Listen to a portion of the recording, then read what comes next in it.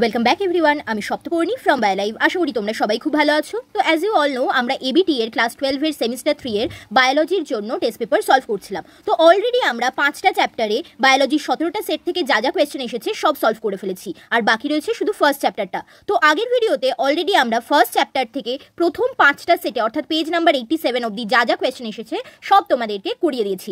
আজকে আমরা করতে চলেছি পরের 5টা সেট অর্থাৎ পেজ নাম্বার 102 থেকে পেজ নাম্বার 147 অবধি। তো ভিডিও ভালো লাগলে অবশ্যই লাইক শেয়ার করতে ভুলো না এবং অবশ্যই চ্যানেলটাকে সাবস্ক্রাইব করে রেখো for more such videos and suggestions. So let's begin.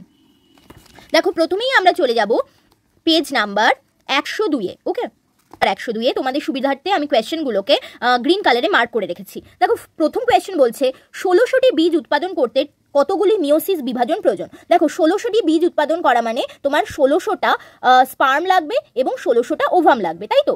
এবারে দেখো, একটা ডিম্বাণু মাতৃকোষ থেকে তোমার একবার মিওসিস বিভাজনের ফলে একটা ডিম্বাণু মাতৃকোষ থেকে একবার মিওসিস বিভাজনের ফলে একটাই ওভাম তৈরি হতে পারে। ওকে, বা একটাই আমাদের ফিমেল গ্যামেট তৈরি হতে পারে। তাহলে 16টা ফিমেল গ্যামেট তৈরি করতে গেলে তোমার কতগুলো মিওসিস বিভাজনের প্রয়োজন? অবভিয়াসলি 16টা। তাহলে 16টা বীজ তৈরির জন্য 16টা ফিমেল গ্যামেট তৈরি করতে গেলে 16টা মিওটিক বিভাজনের প্রয়োজন।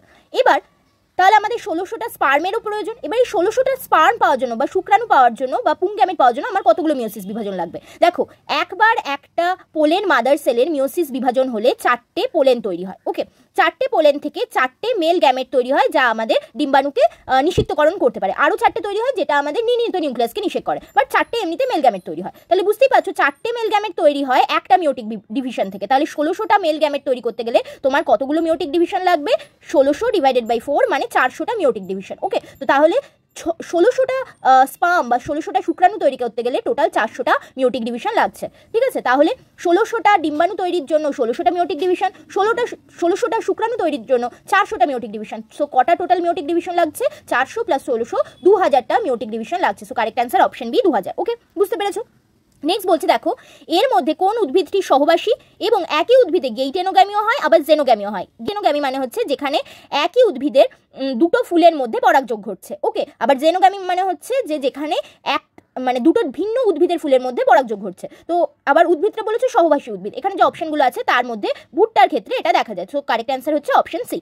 নেক্সট বলছে ভুল জোটটি শনাক্ত করতে হবে। কি আছে? অ্যানিমোফাইলি বায়ুপরাগী ঠিক, হাইড্রোফাইলি বাদুর পরাগী না, হাইড্রোফাইলি মানে হচ্ছে জলের দ্বারা যখন পলিনেশন হয়। সো এখানে ভুল হচ্ছে আমাদের অপশন বি। ওকে, আর বাদুর পরাগীকে কি বলে সেটা তোমরা নিচে কমেন্ট সেকশনে লিখে আমাকে জানাবে।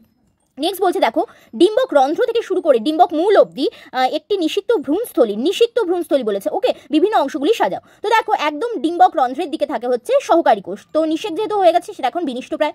তারপরে থাকবে হচ্ছে ডিম্বাণুর সাথে শুক্রাণু মিলিত হয়ে এখন জাইগোট তৈরি করেছে যেহেতু নিষেক হয়ে গেছে। তারপরে থাকার কথা হচ্ছে প্রাথমিক শস্যে। ঠিক আছে, বাট এখানে দেখো অপশন সি এবং অপশন ডিতে দুটোই সেম দেওয়া রয়েছে, শুধু এটাতে প্রাথমিক শস্য নিউক্লিয়াসটা আগে দেওয়া আছে, এটাতে প্রাথমিক শস্যটা আগে আর শস্য নিউক্লিয়াসটা পরে, আর এখানে উল্টোটা, শস্য নিউক্লিয়াসটা আগে শস্যটা পরে। ঠিক আছে, তো আমরা অপশন ডি কেই চুজ করবো, কারণ অ্যাকচুয়ালি দেওয়া উচিত ছিল জাইগোট, তারপর প্রাথমিক শস্য অ্যান্ড তার মধ্যে থাকে হচ্ছে প্রাথমিক শস্য নিউক্লিয়াস অ্যান্ড আলটিমেটলি হচ্ছে বিনিষ্টপ্রায় প্রতিপদ কোষ সমষ্টি। ওকে, তো কারেক্ট অ্যান্সার আমরা অপশন ডিটাকেই ধরছি এখানে। চলো নেক্সট চলে যাচ্ছি এই সেটে। দেখো আর কোনো কোয়েশ্চেন নেই। নেক্সট চলে যাচ্ছে আমাদের সেট নাম্বার 112, পেজ নাম্বার 112-তে।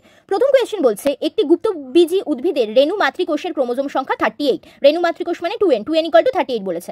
এই উদ্ভিদের শস্য কোষের ক্রোমোজোম সংখ্যা কত? 2n = 38, তাহলে n = কত? 19। তাহলে 3n = কত হবে? 19 × 3, তাহলে হবে 57। So correct answer option C 57। Okay, next বলছে একটি আদর্শ ভ্রূণস্থলীতে নিউক্লিয়াসের সজ্জারীতি কি? উপরে 3টে হচ্ছে আমাদের, দুটো হচ্ছে সহকারী কোষ, একটা ডিম্বাণু, মাঝখানে দুটো হচ্ছে নির্ণীত নিউক্লিয়াস, আর নিচে 3টে প্রতিপাদক কোষ, তাদের 3টে নিউক্লিয়াস। ওকে, সো কারেক্ট অ্যান্সার হবে 3 + 2 + 3, কারেক্ট অ্যান্সার অপশন এ।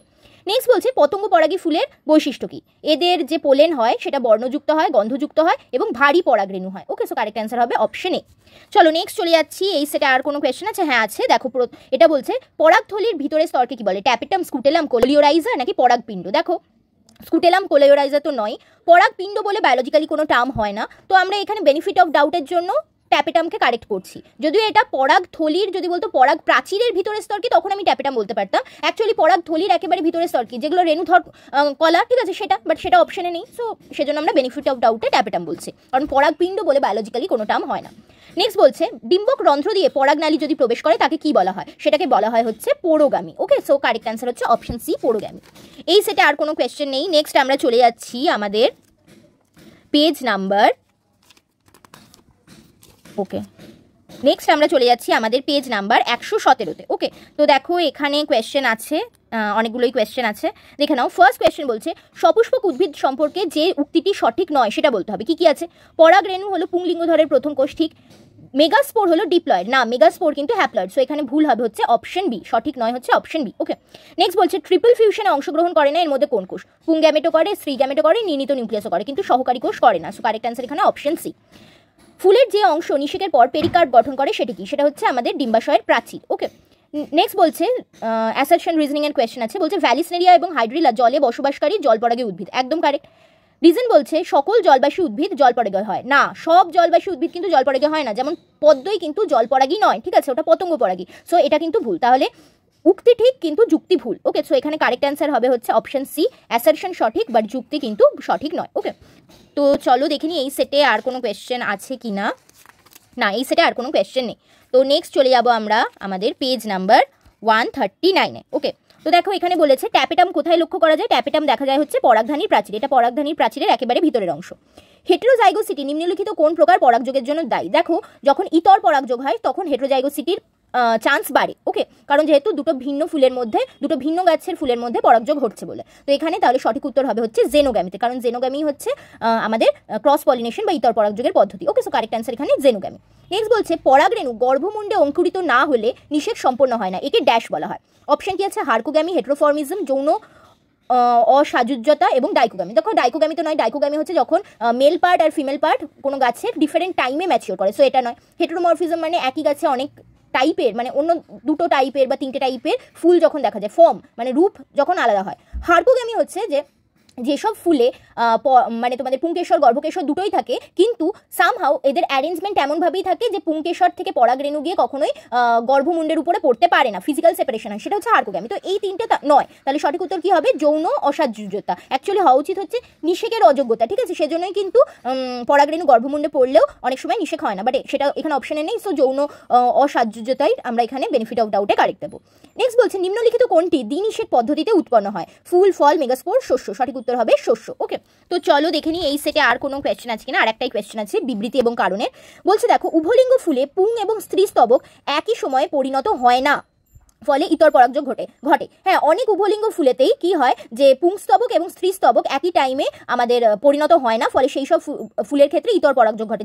যে ঘটনাটাকে, এই যে একই সময় পরিণত না হওয়াটাকে আমরা ডাইকোগ্যামি বলি। ওকে, যদি পুংস্তবক আগে হয় তাহলে প্রোঅ্যান্ড্রি বলা হয়, আর স্ত্রী স্তবক যদি আগে পরিণত হয় প্রোগাইনি বলা হয়, ঠিক আছে, তো এটা কারেক্ট।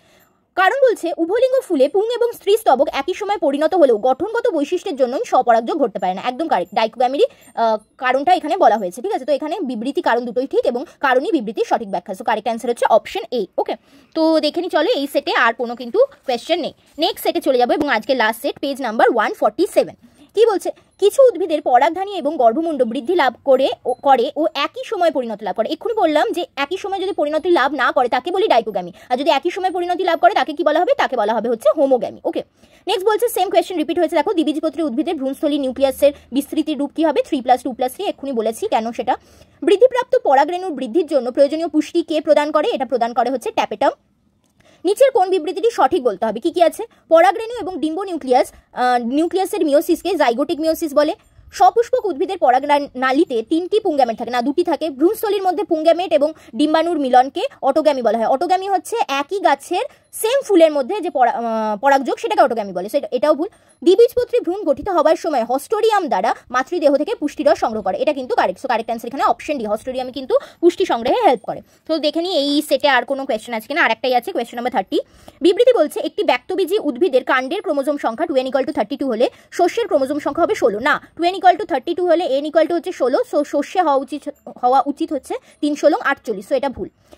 ডিম্বকে বা ওভিউলে স্ত্রী গ্যামেটোফাইট গঠিত হয়, এটা ঠিক, ঠিক আছে, তাহলে এখানে বিবৃতি ভুল, কিন্তু এখানে যেটা কারণ দেওয়া আছে সেটা ঠিক, ঠিক আছে, বাট ব্যাপার হচ্ছে এখানে কোনো অপশানেই সেটা নেই যে বিবৃতি সঠিক কারণ ভুল দেওয়ার। ওকে, তো এখানে আমরা কোনোটাই কিন্তু চুজ করতে পারবো না। ওকে, অপশন ভুল আছে এখানে। তো এই ছিল আমাদের পেজ নাম্বার 147 অবধি যা যা কোয়েশ্চেন এসেছে ফার্স্ট চ্যাপ্টার থেকে তোমাদের করিয়ে দিলাম, এবং নেক্সট ভিডিওতে বাকি 7টা সেট থেকে যা যা কোয়েশ্চেন এসেছে চ্যাপ্টার 1 থেকে সব কটা করিয়ে দেবো, এবং তোমাদের এরই সাথে সাথে শেষ হবে বায়োলজি টেস্ট পেপার সলভিং এর সম্পূর্ণটা। ওকে, তো ভিডিও ভালো লাগলে অবশ্যই লাইক শেয়ার সাবস্ক্রাইব করতে ভুলো না। Thanks for watching and happy learning.